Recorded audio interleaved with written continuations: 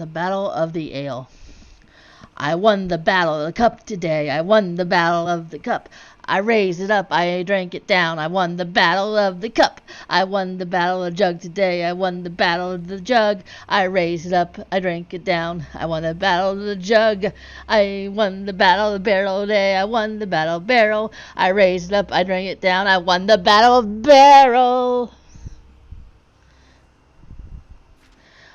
I lost the battle of ale today. I lost the battle of ale. I drank it up. It put me down. I lost the battle of ale.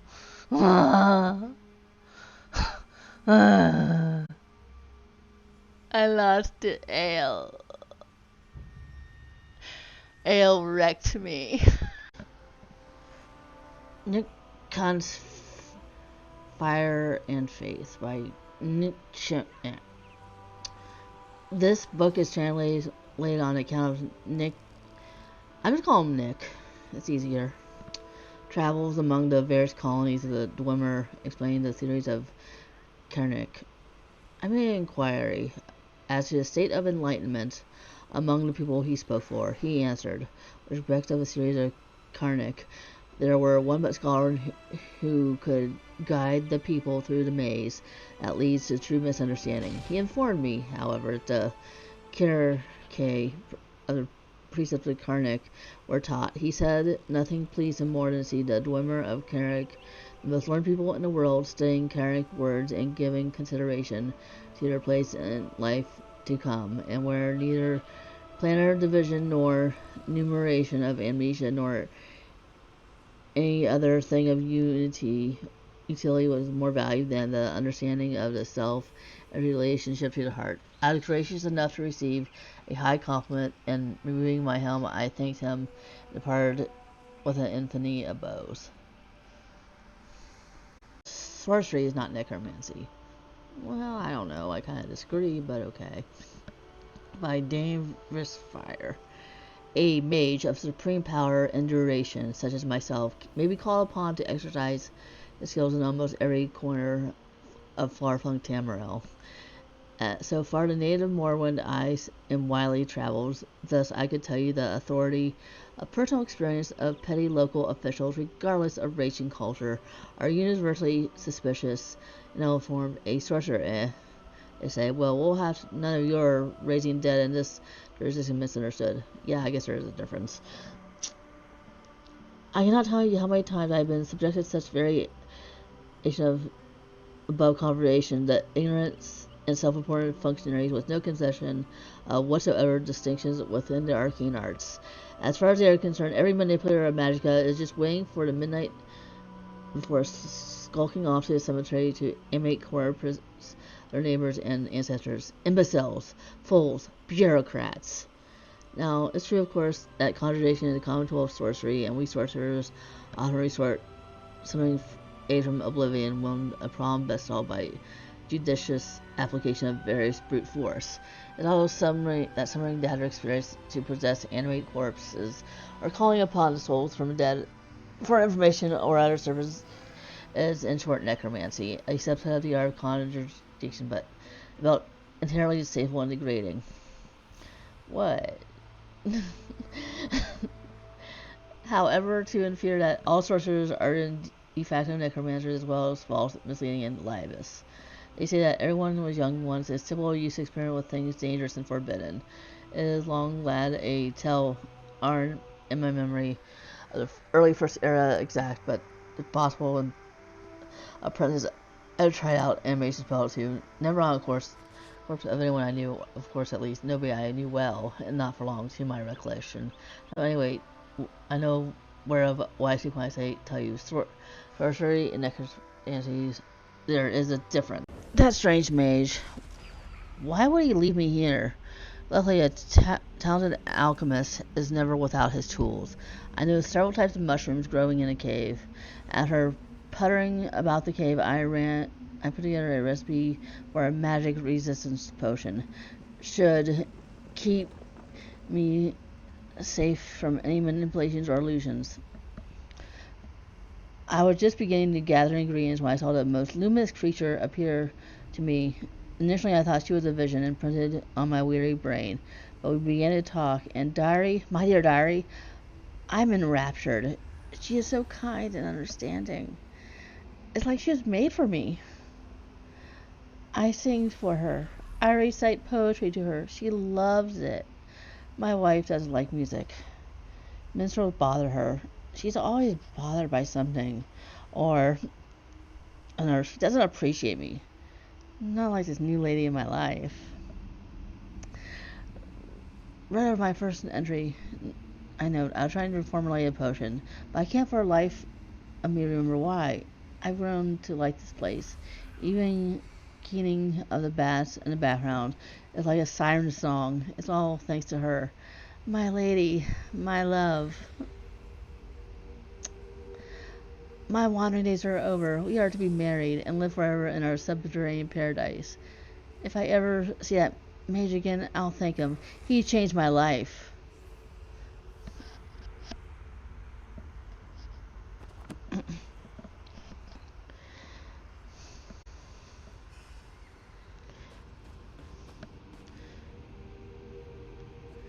Home-wrecking ghost. Legends of the Forest by the Sisters Glum. The haunted woods of the forest of Icewind Peaks have long been home to strange stories and strange creatures. We collected these stories into a volume, writing down what previously passed by the word of mouth.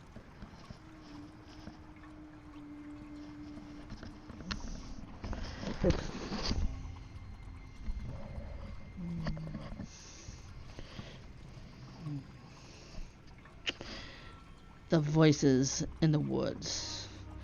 Bargo, the small, wasn't a large Nord. He wasn't a fast Nord. He was even a strong Nord. But Bargo made up his shortcomings by being something many Nords aren't. Bargo was smart. He took the time to consider everything he did, refusing to give in to the passions that drive most others of his kin, and eventually saved his life. One day, Bargo the Small happened to get separated from his companions. He found himself lost, alone, in the haunted woods, where he wandered along, becoming increasingly scared and hungry. Bargo stumbled into the clearing among the trees. He decided to rest for a bit, stretching out upon a relatively flat smooth stone, bathed in the afternoon sun, and to take Bargo fall fast asleep. He woke later, opened his eyes to find night had fallen across the forest. Something had pulled him from his sleep. A sound. It was like a whispering of a young woman, and giggling. He was certain it was someone or something that giggled, but it seemed to be clearing, illuminated by the pale glow of the moon above. Bargo was straining to see the darkness behind. The clearing of the whispered resumed. "Oh, look at his adorable roots," the voice in the woods said. "And his golden leaves," said another. "He's mine, sister. I saw him first." "You got the last one. This one's for me." Bargo nearly fainted when the two ghostly forms materialized at the edge of the clearing near the grow apple tree. A pair of forest spirits were arguing over him. He didn't know whether to be frightened or flattered. Although he knew that mortal and spirits shouldn't mix, he didn't think he could get very far running in the forest in the dark, but he was certain he couldn't fight the spirits. He only had one option. "Hello," Bargo called. Would you like to play a game?" At first, spirits appeared shy, even a little frightened of Bargo. They weren't used to mortals talking to them directly, but they slowly began to engage Nord. Sometimes visible, sometimes disembodied voices in the darkness. Bargo called a wonderful game that used cards and dice and clay chips. It was like no game the spirits had either heard of or any Nord for that matter. Bargo was making things up as he spoke. Soon the forest spirits were huddled close to Bargo, listening to every word the small Nord said. Finally shouted in unison, "We want to play!" "Alas," Bargo said with great disappointment, "I do not have any cards, dice, or clay chips. I left them in my wagon, back with my trambling companions, and I don't know where the wagon is." "No problem," said the first spirit. "We'll show you where the wagon has gone." And just when the spirits did, of course, it won't happen when Brogo reunited with his companions and drove off the spirits as the wagon rolled out of the haunted woods. Brogo pulled a journal and started. What are you doing?" asked one of the travel companions. "I had a great idea for a game this evening, and I want to write it down. Memories fresh." What's a Journal of Thracius Mento. I finally arrived in Central. It's in chaos and outbreak. I admit, a moment of weakness when I saw the victims today. I felt a revulsion. I wanted to run. "Mara, preserve me!" The swords, the bloody coughing, the rasping cries of pain. I nearly fled. Let men of wisdom like me run. How will you ever cure this plague? Will we prevent another? We cannot allow the cat and flu to be the victor. By the 8th, I will help bring it all about to its end. 8. Last seed. There are like me in the city who have left home to risk their lives finding a cure. I am glad for the company, and we'll combine our efforts. We have found a way to comfort those dying of the disease. We keep them and ourselves wrapped from head to toe to limit exposure to sores. The rumors of chicken broth easing the cough seem to be true, but none of the remedies I brought me have even cured one soul. Once the symptoms began, there's no stopping it. 12th last seed. We tried everything. Every potion, every salve, incest, even prayer. Not one has recovered. I am so tired, so distraught. I can't even eat. My stomach churns. My eyes are bleary. Breathing seems difficult. I just need a good rest. I know. I still have hope.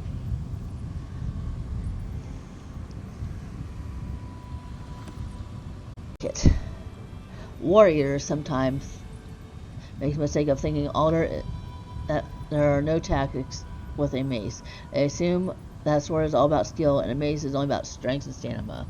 As a veteran instructor of mace tactics, I can tell you they are wrong.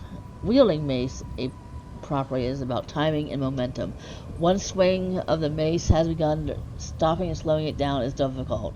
The fighter is committed not just to the blow, but also to the recoil. Begin your strike when the opponent is leaning forward, overly off balance. It is completely predictable, and they will lean back, so aim from point behind the head. By the time the mace gets there, his head will be in the path. The mace should be held readily shoulder high. Wind-up should not extend past the shoulders, but more hands width. When swinging, lead with the elbow as the pillow passes your side collarbone. Extend the forearm like a whip. The extra momentum will drive the mace faster and harder, causing it far more damage. At the moment of impact, let the wrist loosen, and the mace will bounce off and hurt a stiff wrist. Allow the recoil of the blow to drive the mace back rally position, thereby providing where it was a quick second strike. Increase to 3. Asdel's Descent. In the days beyond memory, when men first walked the lands of Skyrim, there arose in the city of Zarthla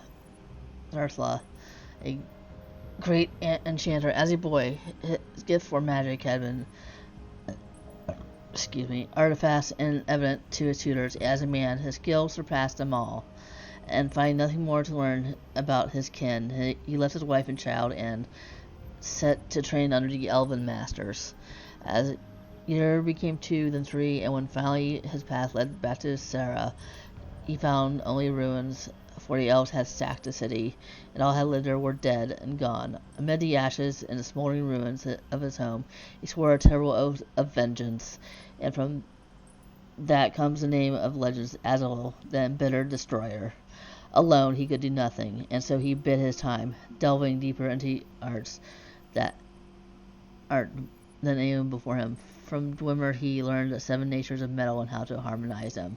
From the alleys, the ancient runes, and dawn magic. Even the elves had begun to forget. Among Falmer and Trimmer, the Ultimate, he traveled, taking what he could from each of them while plotting how he might turn the knowledge against them. Finally, word reached Yuxmer and his companions, and newly arrived at Atmore. For 3 days and nights he rode north and met them and made landfall on the icy coast near the ruins of Sharel. What the elves had forfeited against him, he offered the companions his service, and all he had produced of years' labor, and with that Arterman steel imbibed with enchantments, the elves fell before him, and at last he had his revenge. But he was not content. His craft had become his life, and his hunger for knowledge told not at him, driving him to delve ever into deeper. At long last he exhausted Lord of the Elves, but that was not enough. He sought the secret of the dragon runes and won for himself a seat among their high priests, but it was not enough. And the strengths he turned against the plains of oblivion, where he found power and madness. Some say he ventured there, never to return. Others say he was betrayed by his fellow dragon priest and was killed, or driven to hiding in the ruins beneath his beloved sorrow. Among the skulls, the Salsum is he fled their island and was sealed in the depths of Cordoba Barrow, together with the last relics. But that's a tale as long as it is told among the bards of Winterhold, whenever the truth of legend of Azrael intended to be a warning. In pursuit of friction, one must take care that pursuit does not become all-consuming.